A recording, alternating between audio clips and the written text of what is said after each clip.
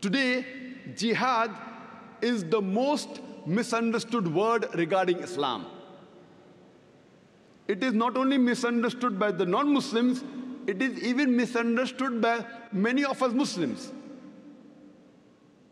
Non-Muslims and many Muslims think that jihad means any war fought by any Muslim for any reason, whether it be for power, whether it be for wealth, whether it be for land, whether it be for language. Any war fought by any Muslim for any reason is called as jihad. Jihad does not mean any war fought by any Muslim for any reason, whether it be for money, whether it be for power, whether it be for land, whether it be for language.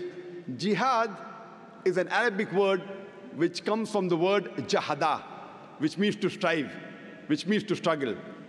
So jihad basically means to strive and struggle.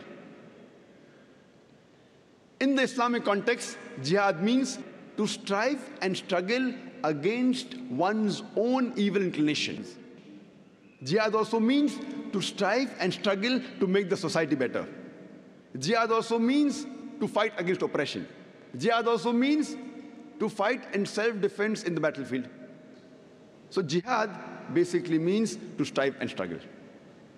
For example, if a student is striving and struggling to pass in the examination, in Arabic, we say the student is doing jihad.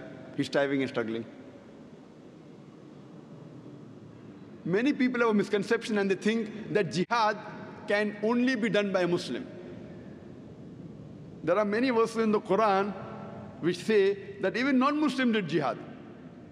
Quran says in Surah Luqman, chapter number 31, verse number 14, we have enjoined on the human beings to be kind to the parents. In travail upon travail the mother bore you, and in pain did she give you birth. Immediately after praising the parents, especially the mother, the verse continues. Surah Luqman, chapter 31, verse number 15 says that, but if your parents do jihad, strive and struggle, to make you worship somebody else besides Allah subhanahu wa ta'ala, besides Almighty God, of whom you have no knowledge, then don't obey them. But yet, live with them with love and companionship.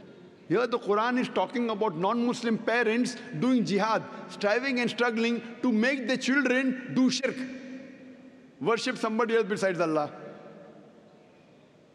A similar message is given in Surah Ankabut, chapter number 29, verse number 8, that we have enjoined on the human beings to be kind to the parents.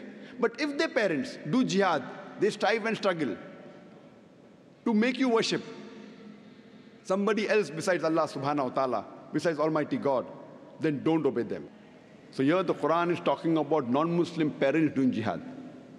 And there are various such examples of Quran mentioning non-Muslims doing jihad.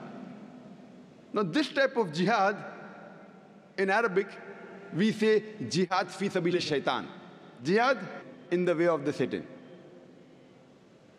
What we Muslims should do is jihad fi sabilillah, jihad in the way of Allah. And whenever the word is mentioned individually about jihad, in the Islamic context, it is understood it is jihad fi sabilillah. Most of the non-Muslims, including many so-called Muslim scholars, inverted commas, they translate jihad as the holy war. Holy war, if you translate in Arabic, it means harbu muqaddasa. If you read the Quran, if you read the hadith, there is no Quranic verse, there is no hadith which uses the word harbu muqaddasa.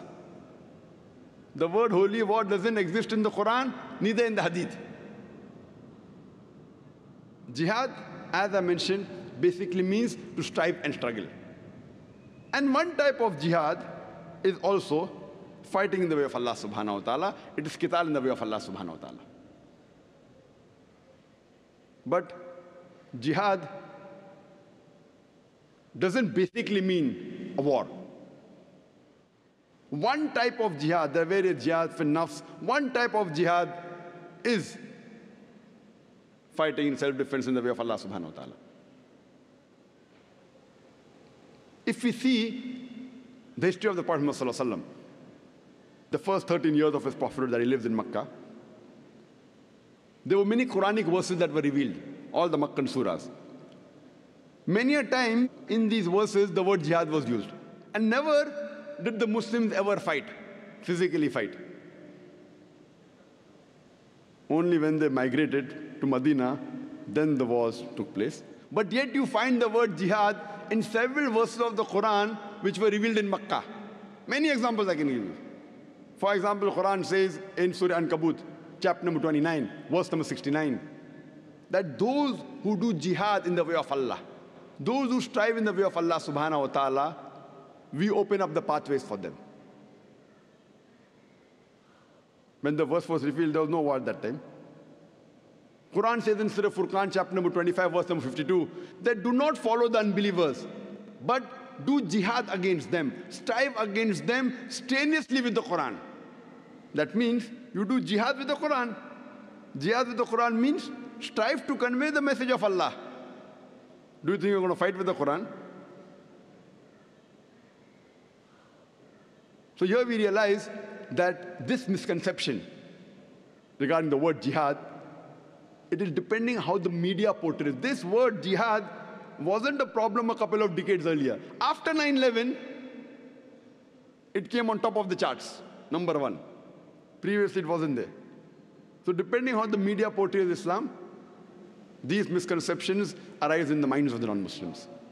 For more details on jihad, you can see my lecture, my talk, Terrorism and Jihad, an Islamic Perspective.